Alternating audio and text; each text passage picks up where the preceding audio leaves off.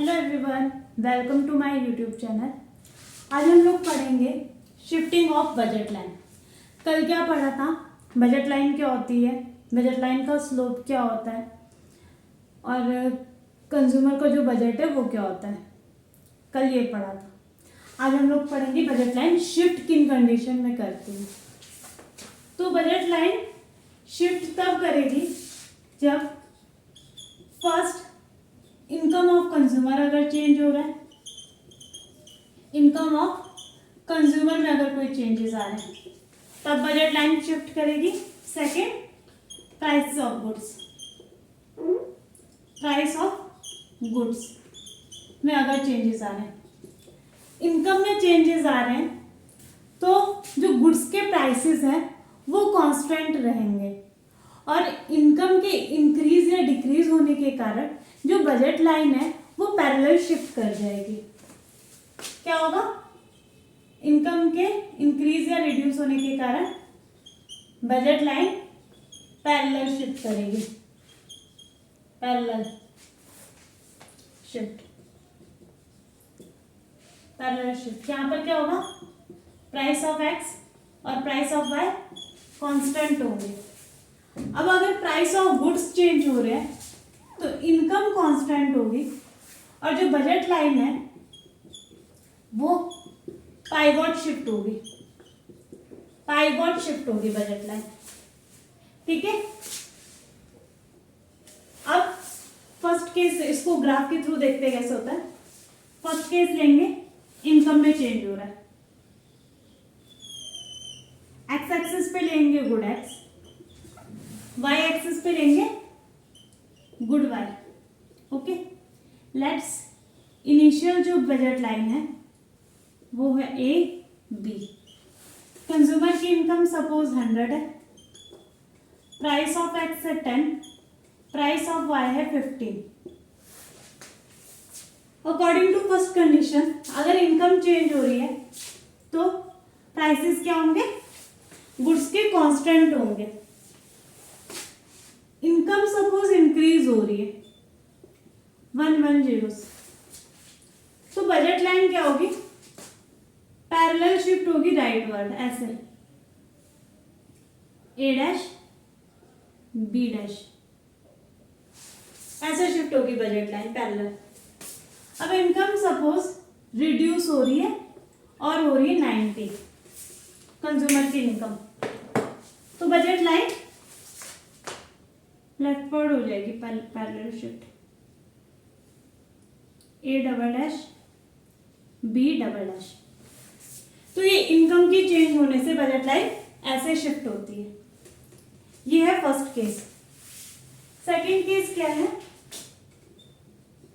जब गुड्स के prices change हो रहे हैं तो हम लोग इसके दो केस बनाएंगे।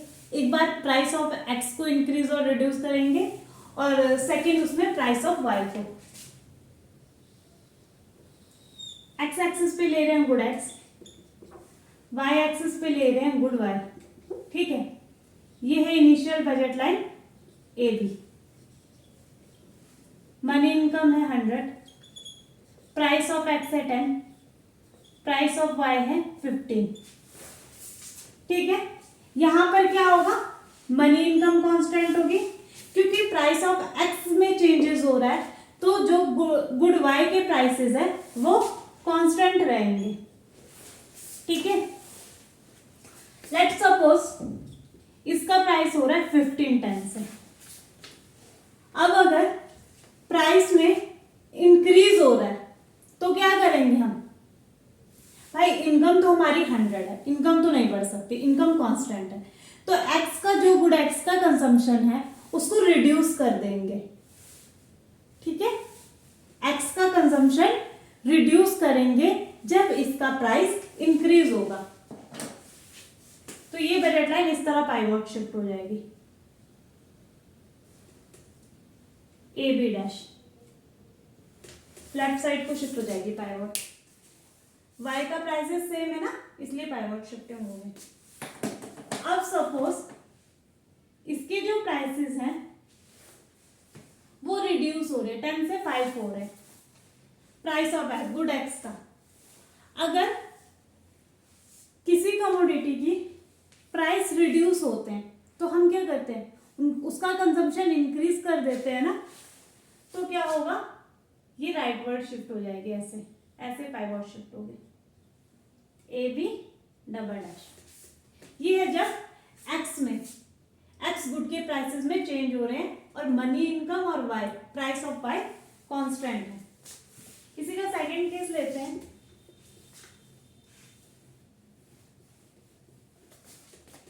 इसी का सेकंड केस लेते हैं। यहां पर है गुड एक्स और यहां पर है good Y. Initial budget line है ए बी, ये budget line A B, income है 100, प्राइस ऑफ एक्स है 10, प्राइस ऑफ वाई है 50। अब जब गुड वाई के प्राइसेस में चेंज हो रहा है तो मनी इनकम और प्राइस ऑफ एक्स क्या रहेंगे, कांस्टेंट रहेंगे। तो सबसे पहले लेट्स सपोज कि गुड वाई के प्राइस इंक्रीज हो रहे हैं 15 से 20। अब अगर प्राइस में इंक्रीज हो रहा है तो क्या करेंगे, वाई का कंजम्पशन रिड्यूस कर देंगे, तो बजट लाइन इस तरह से पाइवॉट शिफ्ट हो जाएगी, ए डैश। अब क्या करेंगे, सपोज इसका अगर प्राइस रिड्यूस हो रहा है 15 से 10 हो रहा है तो क्या होगी, इसका कंजम्पशन इंक्रीज होगा ना, ये ऐसे शिफ्ट हो जाएगी।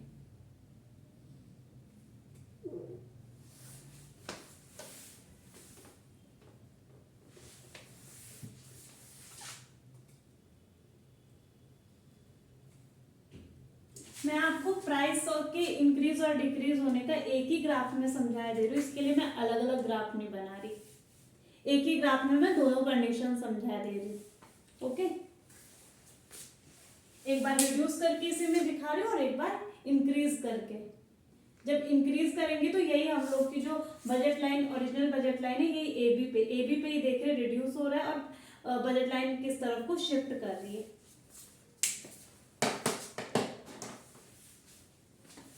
नहीं तो इसके लिए अलग अलग भी ग्राफ बना के हम लोग समझ सकते हैं, लेकिन ठीक है एक ही ग्राफ में समझ लो। इसके बाद क्या पढ़ेंगे, कंज्यूमर इक्विलिब्रियम।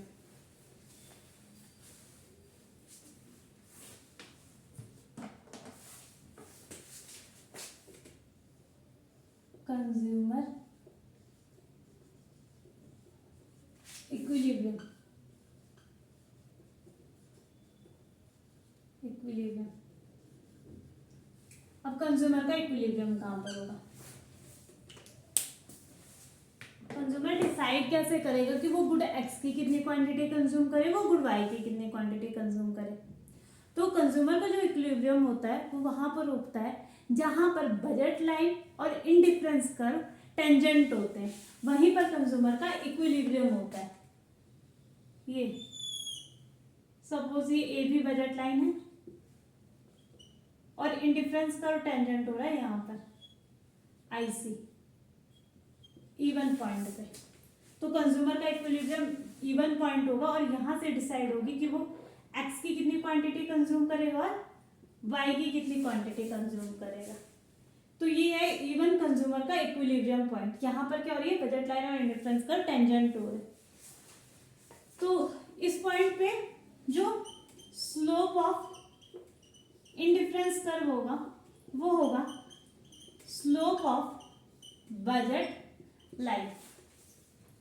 आपको याद होगा मैंने पिछली क्लासों में आपको बताया था, जो स्लोप ऑफ इंडिफरेंस कर्व होता है वो होता है MRS, marginal rate of substitution. कल की क्लास में क्या बताया था, स्लोप ऑफ बजट लाइन क्या होता है, P1 अपॉन P2। ठीक है, यहां पर इसकी हम लोग एब्सोल्यूट वैल्यू लेंगे क्योंकि बजट लाइन का भी स्लोप निगेटिव होता है और ये जो MRS होता है ये भी निगेटिव होता है ना, तो हम यहाँ पर मगर हम लोग एब्सोल्यूट वैल्यू ले लेते हैं।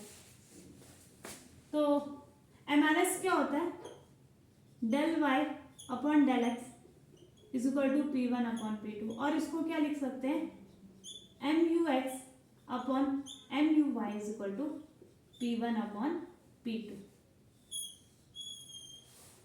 ये हो गया कंज्यूमर का इक्विलिब्रियम पॉइंट। यहाँ पर slope of indifference curve is equal to slope of budget line होता है। तो थैंक यू, आज के लिए बस इतना ही, बाकी हम लोग नेक्स्ट लेक्चर में पढ़ेंगे।